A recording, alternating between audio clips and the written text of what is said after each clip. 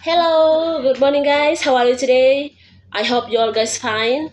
So let me introduce myself. I'm Triponia Hayati. I'm a student from Unica St. Paul today, and now I'm in my sixth semester.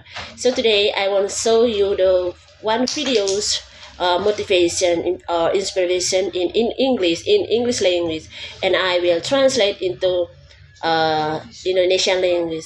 This video is for my project ICT project, and I hope you guys enjoy this video. Thank you. Saya menyadari bahwa ketika saya bersikap negatif, hal-hal buruk terjadi pada saya. Ketika saya sedang bad mood atau memutuskan bahwa dunia menentang saya suatu hari nanti, semuanya tampak menjadi lebih buruk. Dan ketika saya membalikkan keadaan dan bersikap positif, saya selalu beruntung.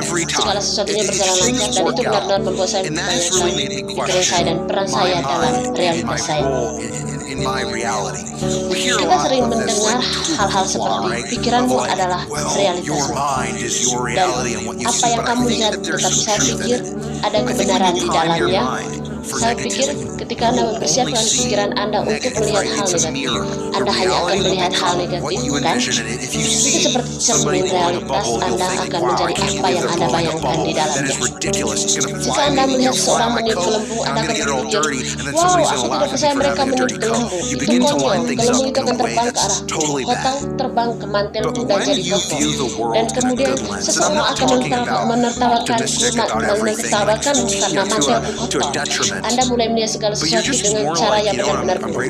Tapi ketika Anda melihat dunia dengan lensa yang baik, dan saya tidak berbicara tentang optimisme, tentang segalanya hingga merugikan, tetapi Anda lebih seperti saya bersyukur berada di sini.